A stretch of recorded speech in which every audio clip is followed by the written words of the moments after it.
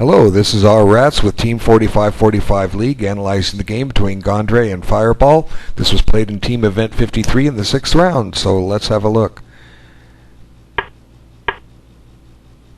Okay, we've been seeing a lot of these Bishop F4 lines and Queen Pawn openings lately, so the crafty League player will be preparing with not only with the moves that are appearing in the archives, but with these videos, because now we're getting into one of the more interesting ones that's been coming up. It's the one where the black queen comes out to b6 and gobbles this pawn on b2, and it's supposed to be at least good for a draw, maybe not. Sometimes white wins, sometimes white loses.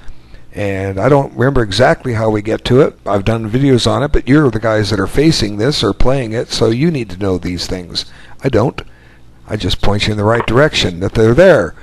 Those videos are there, and you can find them, and you can win points or lose games if you're not watching the videos. All right. Okay. So essentially, the game is turning out kind of even. The little queen b6 or trick isn't happening, but let's just take a look and see where we're at. The game is, as essentially I say, it's even. The exchange of the c-pawns is kind of seen to that. Both sides are developing their pieces. The queen side, the pawns are symmetrical 2-2 and 5-5 on the king side, and there's no apparent pawn breaks coming here in this position at any time soon. So it should be a middle game coming where the pieces come out equally, and then they fight it out to see who can gain some ground. And before we go on, let's just talk about symmetry for a moment. Black can't keep copying white. Eventually black's going to have to deviate and play something else, right? Because if black just keeps copying white, eventually white makes a move that black can't copy because he'll lose. So how are we going to break the symmetry? That's always an interesting question. And one way to do it is just to do something that white might not necessarily do, and that's fianchetto the black bishop. Okay, the purpose of that is to avoid some symmetry here, because logically white's going to continue with e3. And the other way to break the symmetry is to take this bishop and put it on g4.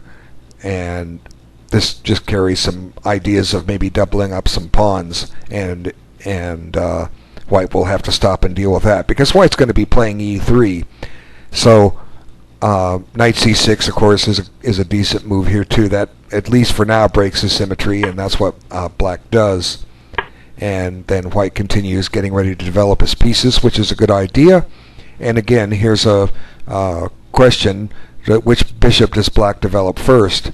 And if he develops the king bishop first, he's got to fianchetto it, because if he doesn't, he has to play e6 to develop it, and he's shut in his bishop. So we don't want to do that. So either g6 or bishop g4 to me are decent candidate moves, and bishop f5 is okay too. But we're going to go back into a symmetrical position. If white plays knight c3 here, we have our symmetry, but white doesn't. So let's just discuss that for a moment. Knight c3, what's black going to do? Okay, he can probably get away with playing e6. There's no reason why he can't. But you eventually, like I say, that symmetry is going to come back and bite. Let's just talk about it for a minute. Let's just see what we mean. Give some examples. Okay, let's just say e6. Now, what's white going to do? And this is a very interesting position. A lot of players might just look at this and just say, oh, well, I'll just go trade some pieces. Bishop d3. Okay, and that certainly breaks the symmetry. Now, black's got some interesting choices here. First and foremost, he can just trade the bishop. Okay, and that I've talked about, don't make exchanges that develop your opponent's pieces. But here's a position where he can actually do it, and I'll try to explain why. Okay, it has to do with pawn structure.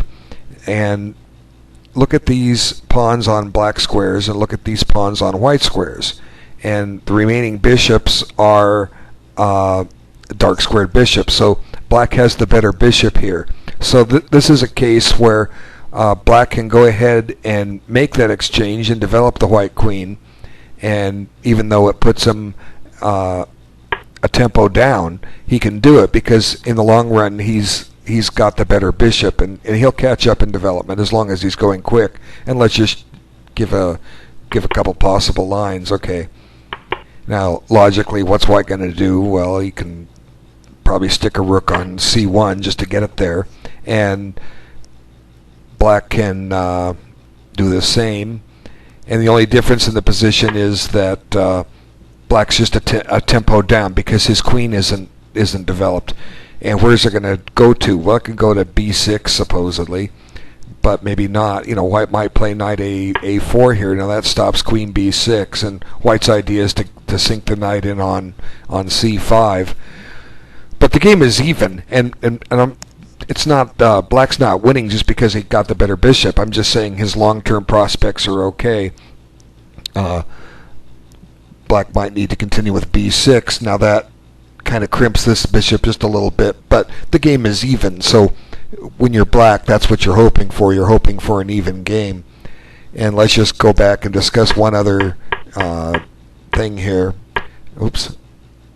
I went too far. I hit the wrong button. Okay, so I'm talking symmetry.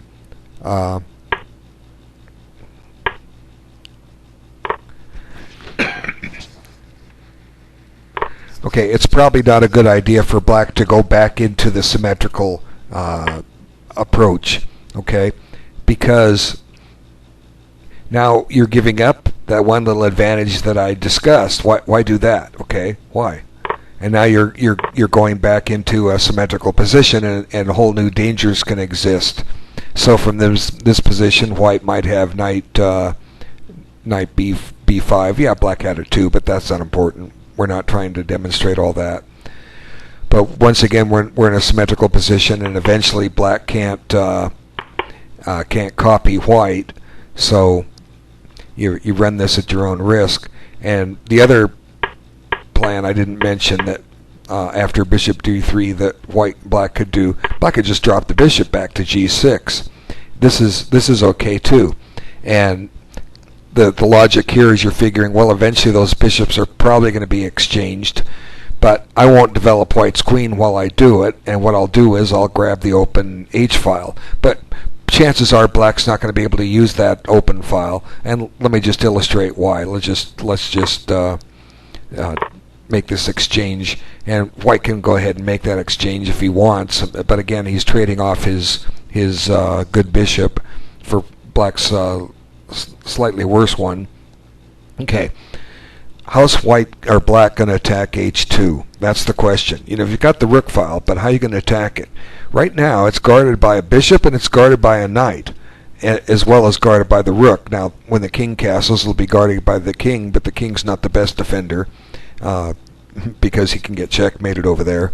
But how's black going to checkmate white?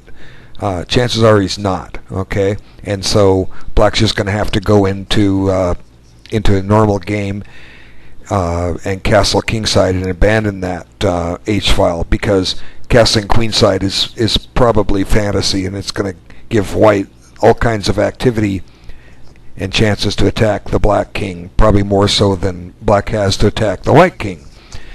So, but it does save the tempo, and that I mentioned. Black will not have to be developing the white queen. The white queen's going to have to come out on her own. So this would have been a reasonable choice if we keep a symmetrical position, is just drop the bishop back to d3. And I wanted to mention that just for the sake of argument. Okay, so he chose bishop f5, and white doesn't play bishop d3, which is fine. It's not the best move. And now there's some immediate pressure on b7, and black deals with it nicely. He just comes out and says, I'll accept double pawns, and I'll take the open a file. And those pawns are really, even though they're weak because they're doubled, they're not pawns that white's easily going to exploit. Let me just show you, for instance. Okay, you want to bring the bishop down here. Well, we can hang on to that pawn easily enough Okay, and let's just try this. Now you're on d5. I can kick it, and it's not clear exactly how white's going to proceed. Well, you could go.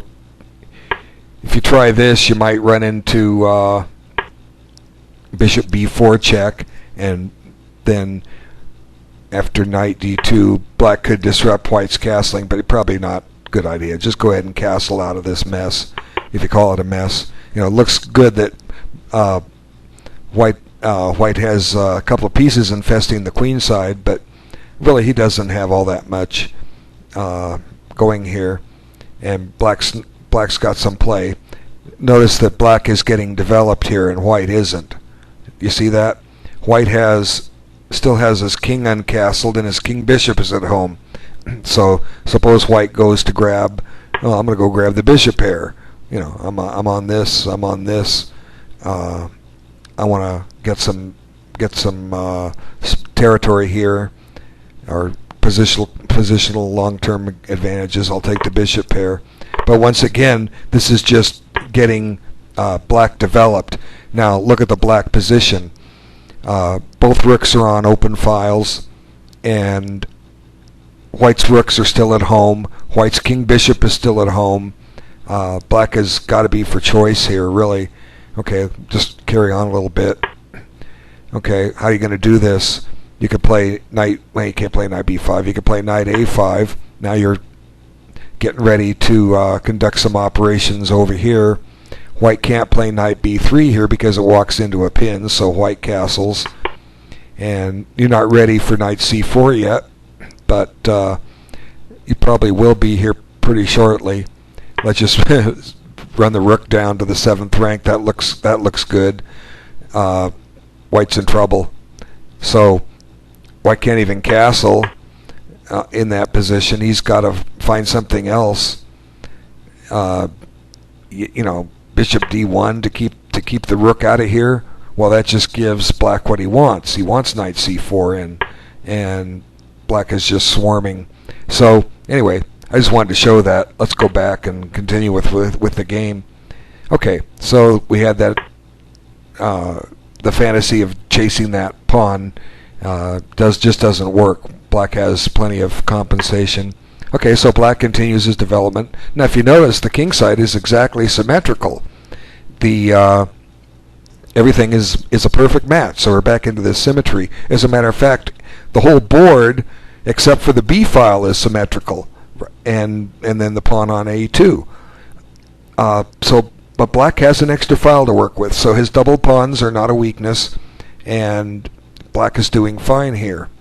Okay, so I don't know, maybe knight b5. No, the problem with knight b5 is black just gets this check and castles out of danger. Okay, so rook c1, and that does entail some risk on this square. You can't just run the knight freely with because you might run into dropping that pawn. So black pins, and this is fine. Now black actually maybe has a threat here. Knight e4, and we're going to isolate some pawns and maybe win this pawn on a2. As a matter of fact, he's threatening it now. Bishop takes, followed by rook takes a2. So white has to deal with that, and he does it this way. And then white goes ahead and gives up the bishop pair. And I talked earlier about that being his better bishop, but he's got a little counterplay for that. Black has some tempos on the rook, knight e4. The knight can still go, at some point can go to a5 and hop into c4.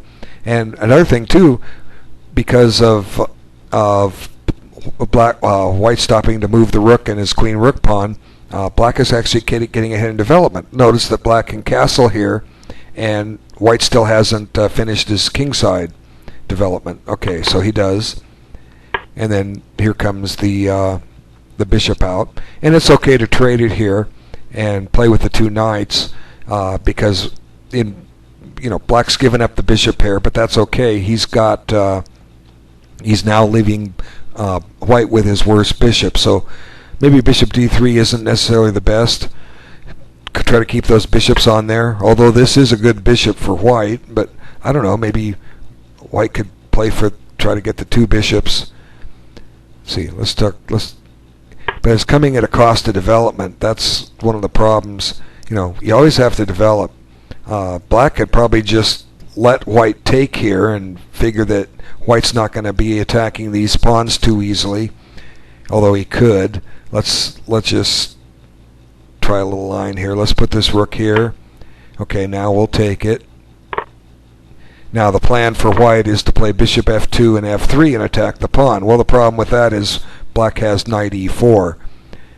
Okay, but we'll try it anyway. We're trying to give white the two bishops and see what it's worth. And white could also do this, and then but knight e4 comes in anyway, and at least white's castling. He gained that critical tempo. So this might not have been bad for black or for white. Now knight a5. Now the idea is to trade rooks and sink the knight in on c3. I'm sorry, on c4, and have some pressure and win the pawn on a3.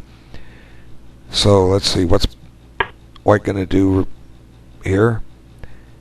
And I don't know. Got a trade, I guess. Or black could even come up rook c6. Rook c6. I don't know. It gets tricky. There's plenty here. I'm not saying maybe white's got something out of this after all. I wasn't thinking he had much, but white's gaining some territory here. Okay, so let's just go back.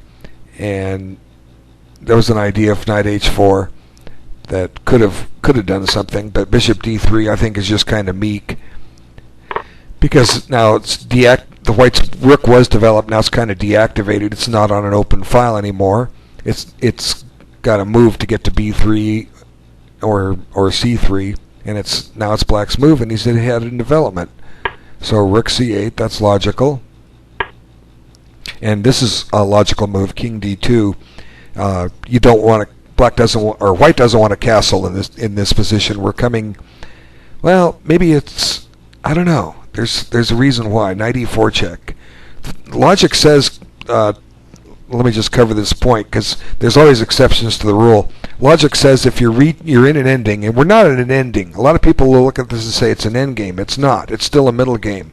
It doesn't matter that a queen and two minor pieces have been traded. It's still a middle game, and with this few pieces on the board, a lot of times the king in the center can get harassed. And logic says, okay, let's just go back. Logic says, complete your development, okay? But then you're also putting your king way out of the center of attention.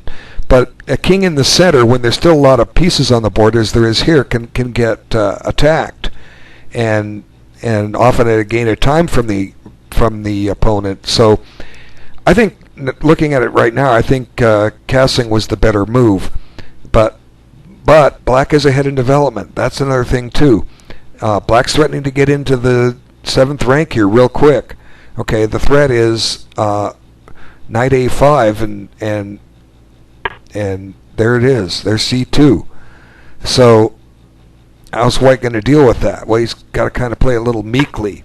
But then comes knight e4, and black's for choice here. He's just got this great position. He could bring the knight into b3, and it's really crimping white. The threat is knight c1 even, and white can't play knight d2 here because he's going to drop it. So I don't know. That tempo that black gained by from white's bishop d3 is just paying dividends. Black's a little better here. So the problem with king d2 is it just runs into a knight e4 check. So maybe king e2 is the move here, but then knight a5 anyway. And now rook d. Well, there it comes again. Knight e4. Wow. think white's in trouble here. Theoretically, it's not an easy position to play. Let's see. How about knight d2? That's just the idea behind that is it covers these squares that black wants to occupy. So we'll go ahead and do knight a4 anyway, or a5 anyway. Now king e2. And well, we can go and pin that critter. Yeah, black's just got a good game here. Okay, so king d2. Now comes the check, and that's just a gain of time. Now he's got to go back, and black's gained a whole extra tempo. So black's doing quite well here. And now here, perfectly logical, getting ready to hop into c4, threatening to check on c2. And now comes knight d2 anyway, so we kind of transposed into something I suggested earlier, except white lost the tempo. And now comes rook c2. So, wow, black's got a great position. f3. Seeking some exchanges for some freedom. Now I guess rook ac8. Yep, rook ac8. Now, but white's getting, he's close to holding on here, but black's just got the better game. That's the problem. But for black to win this, white needs two weaknesses, and really, let's see, what's weak? The pawn structure, the b2 and e3, you could say those are the two weaknesses needed to win, but black also has some weaknesses, which I said earlier, white couldn't easily exploit. Those are the double pawns on the b file. Black's okay here, but he's not winning. He's just a little bit better. Now king d3, and that forced off a rook trade. Now, I've talked about minor piece endings a lot, bishop versus knight, and I've said that when the bishop is versus the knight, to check this game in my files, my library, I think it's 158 or 59, Stoltz cashed in The Hague 1928, where Cashton demonstrated why the bishop beats the knight.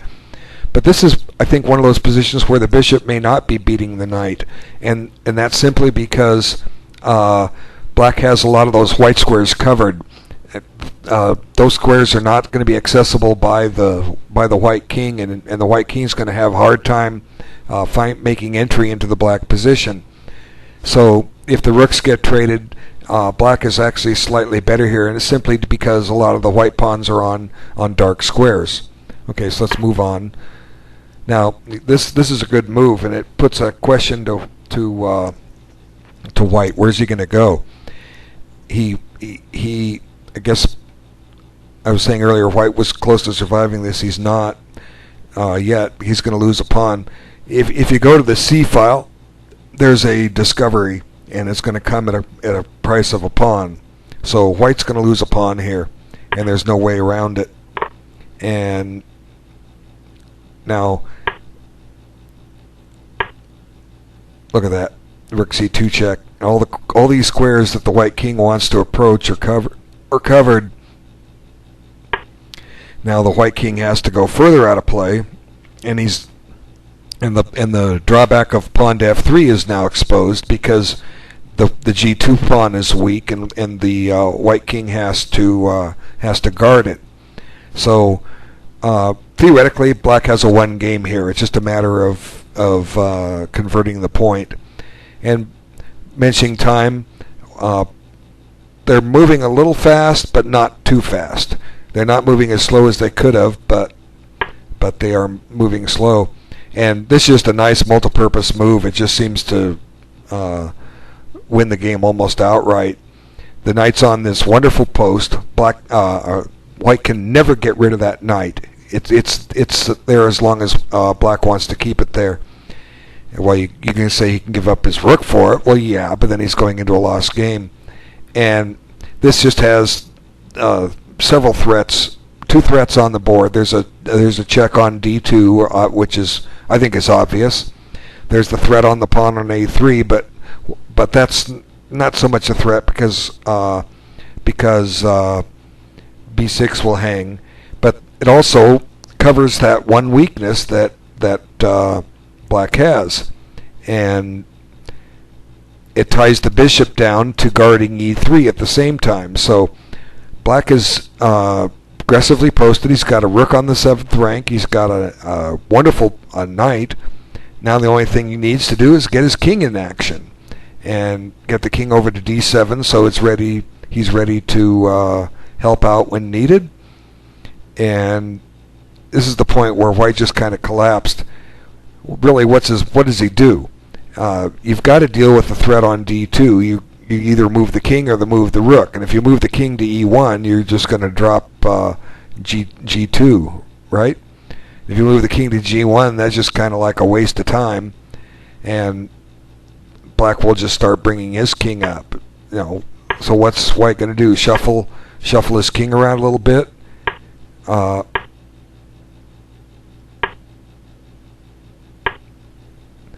the king covers the weakness on b6, and the knight is free to run. And like I say, he'll go after the pawn on a3. So what else does white do? Let's just go back. What else does white do here? Okay, knight c4. If he plays a4, well, the pawn is stopped in its tracks. Black just does what I said he did anyways. He marches his king over to c6, right? And I suppose white could sacrifice it just to get a rook on the 7th rank, but is that enough?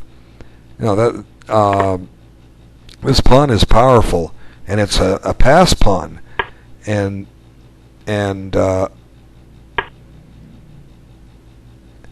it's just running right up the board freely. Now, what's white going to do?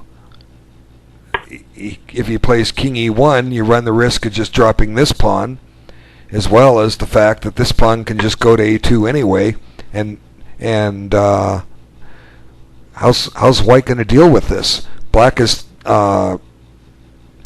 plan is to play rook b2 and check, and the white rook's going to run out of checks eventually. So let's see, king d1, and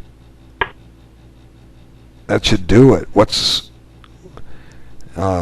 white do? He doesn't. the pawn is queening. So really, white's lost here, and he just lost the move with a simple oversight. He overlooked the fork, but it really didn't matter. It was a winning game by black, and there's the fork, and white looks at that and says, you win. Well, I think it was a great game by Fireball. It seems that bishop d3 was just really bad. It just put white into a lot of problems, and I had talked earlier about the possibility of bishop d3, and I explained why it was bad, simply because it took off white's better bishop.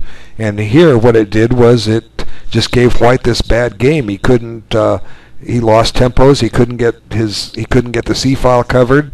His king wasn't safely tucked away. And let's just go back a little bit. Let's see. Before that, how could white have developed his king? Okay, so it almost goes back to move 7. So we need to go back 36 moves, maybe 38. I think it bears some some instructional value here. White is 2 moves from castling, and he never castled. Okay, black is 3 moves from castling, and he did castle. So what went wrong for white?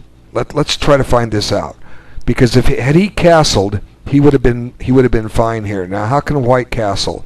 Well, the first choice I mentioned, bishop d3 is not good, but he could play bishop d2 here, right?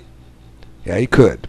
And if black tries queen b6, then white can do the same. And since we're in a symmetrical position, maybe white can do to black what black did to white. Perhaps. That's very possible, right? It sure is. Okay, so bishop e2, and white is going to get castled. And it's still an even game. But we talked about it being an even game anyway, right? It's just that white went downhill. Okay, so bishop e2 would have, on the 7th move, would have gotten white castled. Instead, queen b3 and queen b6. Now, white grabbed the the queen to double the pawns. And as I pointed out, there really wasn't anything to that. What if white sits on this and offers black the chance to double the pawns? And if it's a symmetrical position, if it was okay for black, it has to be okay for white. So what if white just plays bishop e2 here? Now, if you notice, remember, white, well, no, it's still a symmetrical game. The white queen knight hasn't come out, but we could get it a symmetrical game. Well, no, white's a tempo up, right? No, he's not. It's black's move. See, here's our symmetrical position again, right? There it is. Okay, so instead of grabbing the queen to double the pawns, what if white just played bishop e2? And again, I said maybe if black does the queen trade, maybe, like I say, maybe white can do to black what black did to white. So let's see. He didn't do that. He didn't play the bishop to e2. He took. Now, can white castle? Let's find out. Knight c3 doesn't help white castle. It doesn't. But what if he just plays bishop e2? What does black have? Well, he's got maybe some tricks here. And there they are. And a3 doesn't stop the knight from going out there because there's a pin. However, we have a pin, right? Suppose white played bishop b5 here. Now the knight is pinned. Now white's not going to necessarily take the knight off. He's not going to capture it, but he's preparing to castle, and he's also stopping a lot of those potential tricks that the black knight might have, right? So what if what's black going to do? Well, he's going to play e6, and there black is castled, or white is castled, and the game is basically even, and white solved his problems. So he missed bishop b5. So knight c3 is a mistake. Okay, it doesn't help him get castled. Now e6. Now I guess it would seem to me that white could still play bishop b5 here, and he could probably even get away with bishop e2, because knight b4 we could stop and check, or we could just castle out of all these difficulties. So rook c1 I guess is a mistake too. So move 9 and 10, they don't help white develop his king and get castled. So then bishop e4, which is fine. And now a3, because there was a threat on the pawn. Why was there a threat on the pawn? Because white unprotected it. Okay, so now look, black is castled, white hasn't.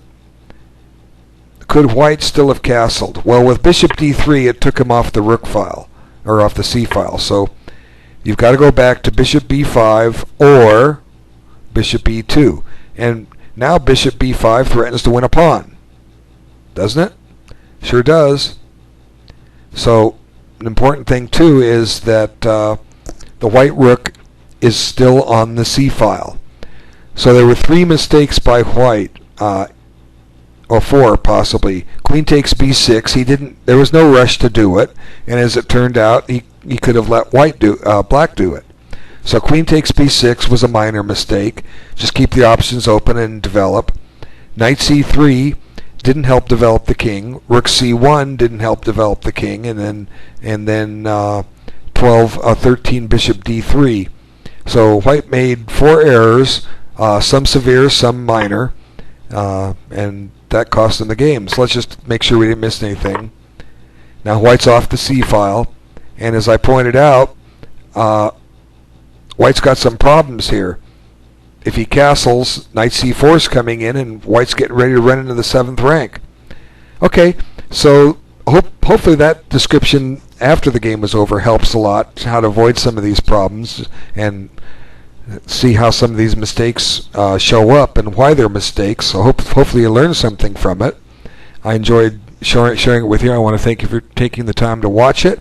I've got a few more videos to make to get caught up, but they're going to get here, and I'll talk to you real soon with the next one. Bye now.